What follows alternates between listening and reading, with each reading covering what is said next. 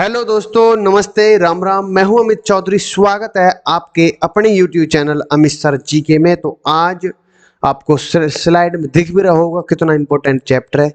संविधान के निर्माण के बारे में जानेंगे कि संविधान बनने का इतिहास क्या है, संविधान सभा क्या है और संविधान का दर्शन क्या है। मतलब कि संविधान कब से किसने किस किस का सहयोग हुआ है संविधान के निर्माण में, संविधान को बनाने में, या किस किस कब कौन कौन से कहाँ कहाँ किन किन देशों से क्या क्या चीजें ली गई हैं।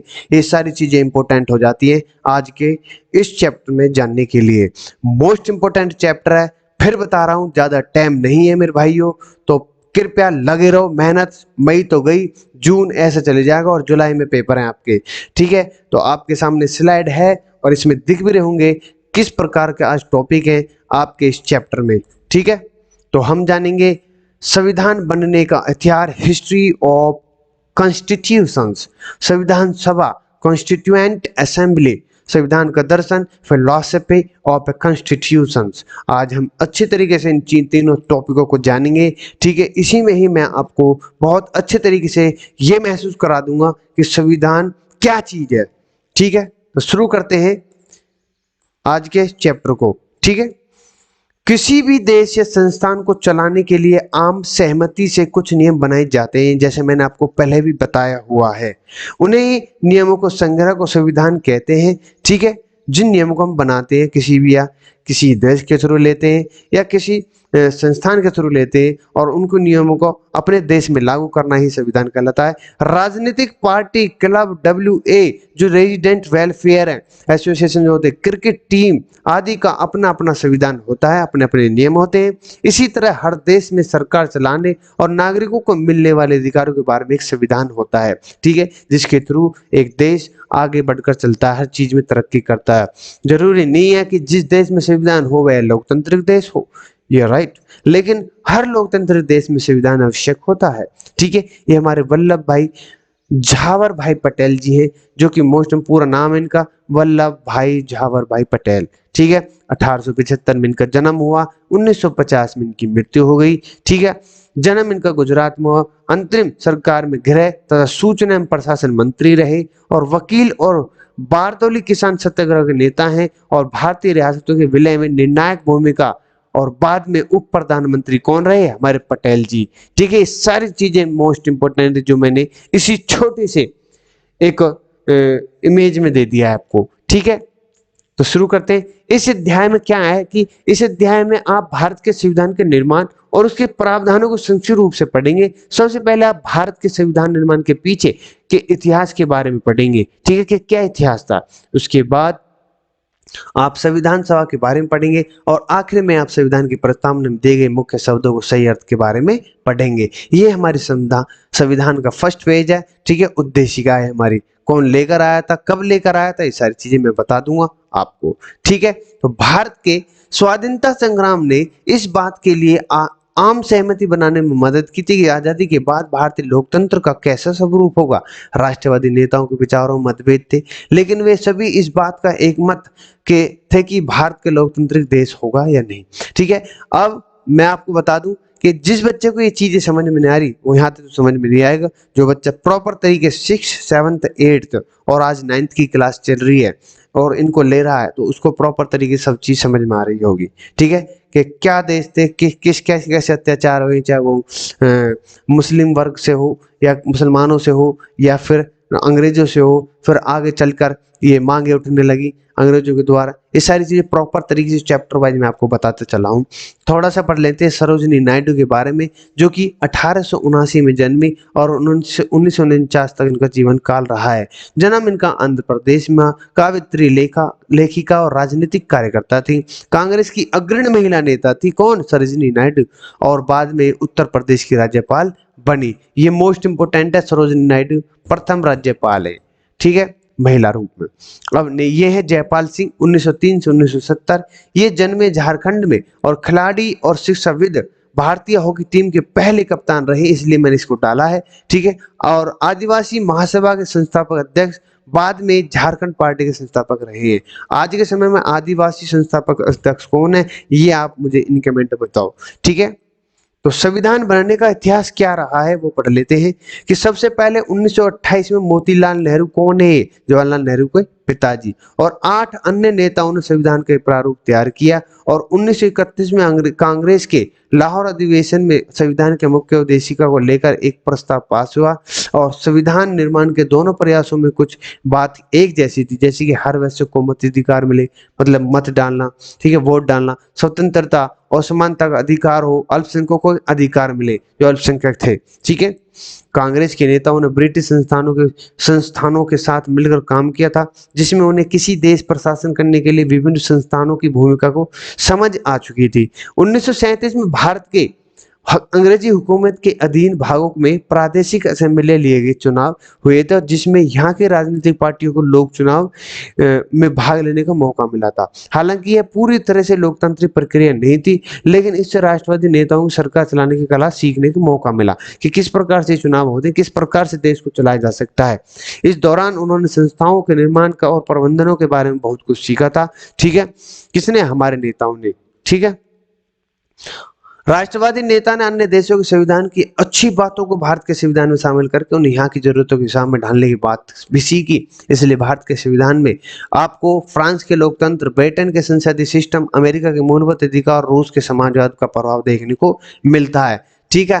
ये मोस्ट इंपोर्टेंट है। कहाँ कहाँ से क्या क्या चीजें ली है मैं आपको बताऊंगा, ठीक है। संविधान सभा कॉन्स्टिट्यूएंट असेंबली के बारे में पढ़ लेते हैं। संविधान सभा के लिए 1946 की जुलाई में चुनाव हुए थे।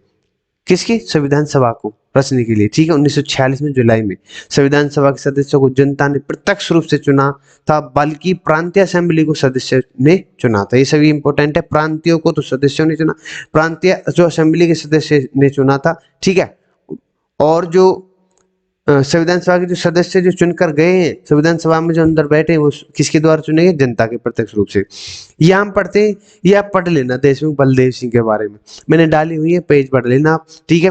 फिर भी परोक्ष रूप से इसमें भारत के हर भौगोलिक क्षेत्र और सामाजिक वर्ग का प्रतिनिधित्व था। पूरे भारत के प्रतिनिधित्व के कारण हमारा संविधान समय की कसौटी पर खरा उतरा और संविधान सभा की पहली बैठक दिसंबर 1946 को में हुई थी। ये पहली बैठक की बात हो रही है, ठीक है, ना कि संविधान सभा के पहले जो सताई और असताई उसकी बात हो रही है।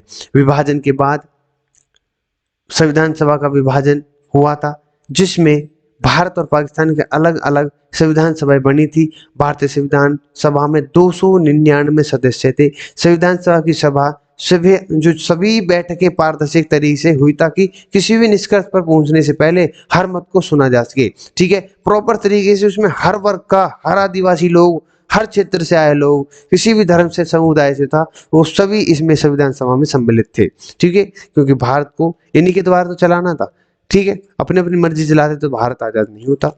भारत संविधान 26 नवंबर 1949 को तैयार हुआ और इसे 26 जनवरी 1950 को लागू किया गया, भारतीय संविधान को। इसकी यादें में हम हर साल 26 जनवरी को गणतंत्र दिवस मनाते हैं, ये इंपॉर्टेंट है। संविधान का दर्शन, फिलोसफी और कॉन्स्टिट्यूशन।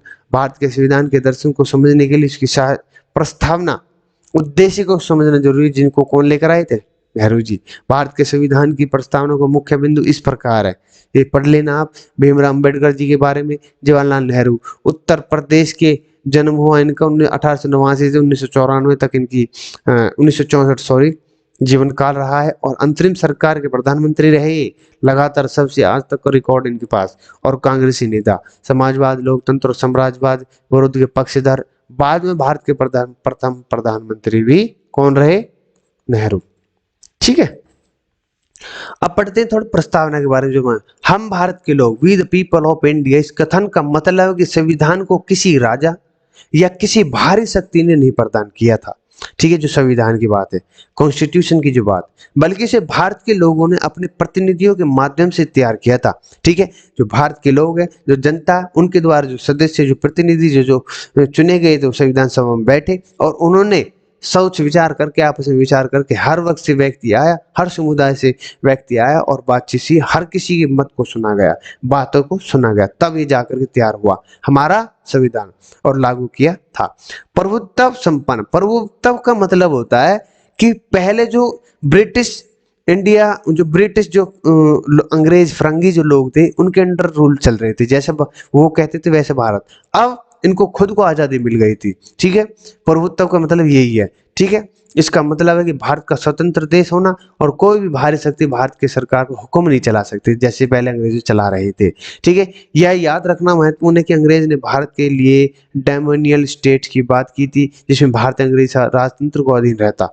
संविधान सभा ने इस प्रस्ताव को ठुकरा दिया और पूर्ण स्वतंत्रता की तराजदा दी थी। ठीक है, नहीं तो भारत एक उसी राजतंत्र के अंडर आता। ठीक है, आज भी समाजवादी भारत का समाजवाद विभिन्न कम्युनिस्टी देशों के समाजवाद में बिल्कुल अलग है। भारत की समाजवादी विचारधारा में समाज द्वारा संपत्ति अर्जित करने और फिर उसे समान रूप से समाज में बांटने के बारे में है। यह तय किया गया कि सामाजिक और आर्थिक असमानता कम करने के लिए भूमि और उद्योग संपत्ति सरकार पर नियंत्रण होगा। सिंपल है। ठीक है, सामाजिक धर्मनिरपेक्ष सेकुलर जो होता है, मैं पढ़ा चुका हूँ इसके ऊपर चैप्टर, एक प्रॉपर तरीके से आपने पढ़ा है। भारत में किसी भी धर्म को आधिकारिक धर्म की मान्यता नहीं है और किसी भी धर्म को सरकार से विशेष दर्जा नहीं मिला हुआ है। ठीक है, सभी धर्म के लिए समान है। सरकार हर धर्म को समान भाव से देखती है, अगर नहीं देखेगी तो जूता बाजेगा रोज। ठीक है, एक मिनट रुके, क्या हो गया? हाँ, लोकतांत्रिक पढ़ लेते। डेमोक्रेटिक, भारत की शासन व्यवस्था में शासक जनता द्वारा चुने जाएंगे और जनता की जवाबदेही होंगे।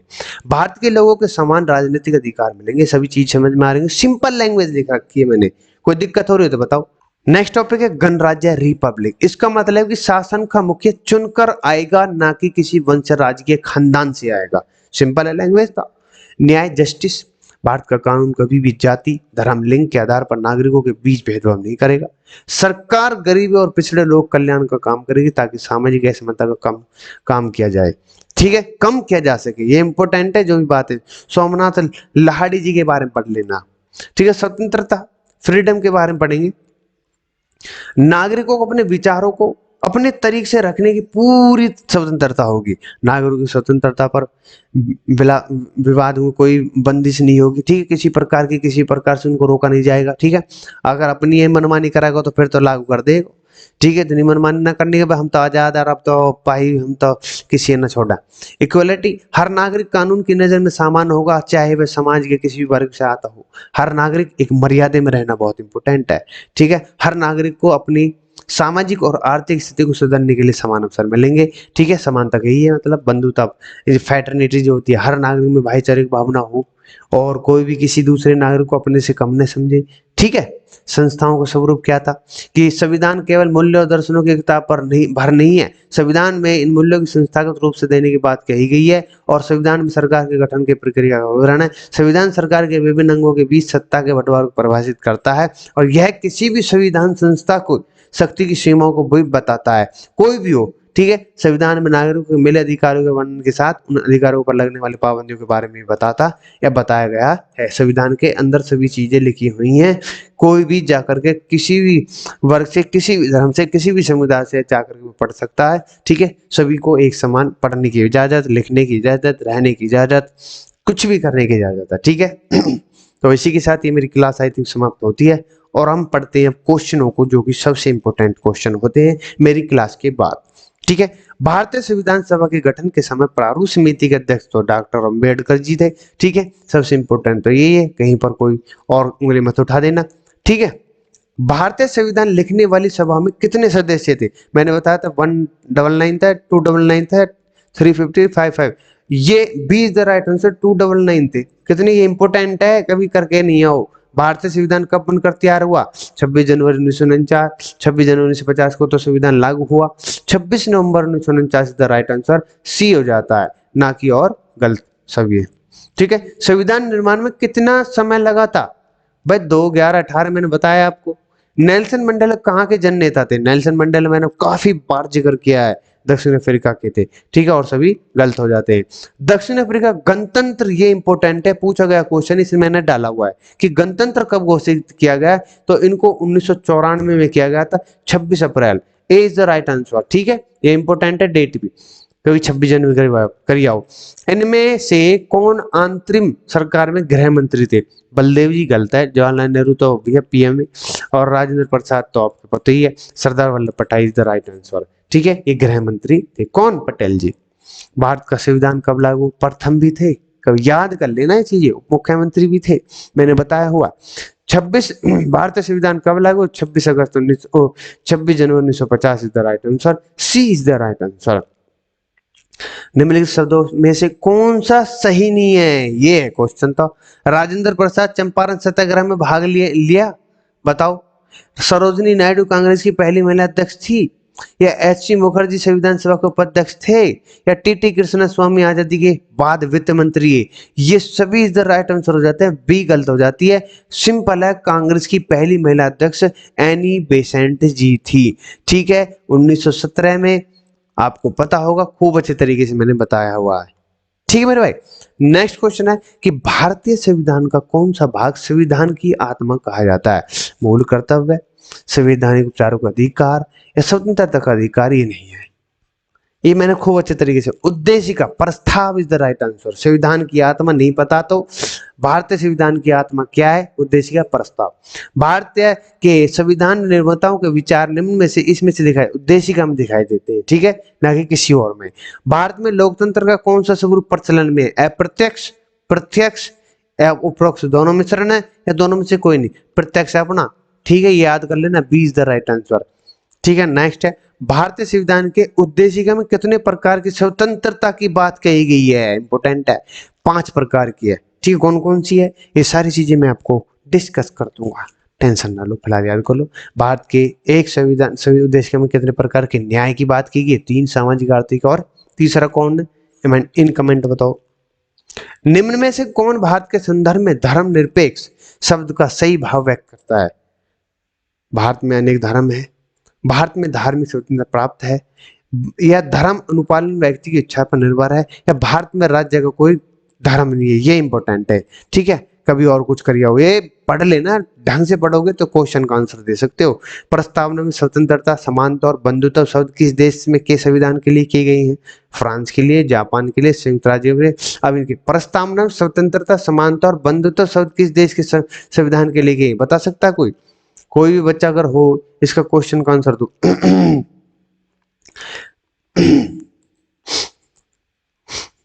बताओ,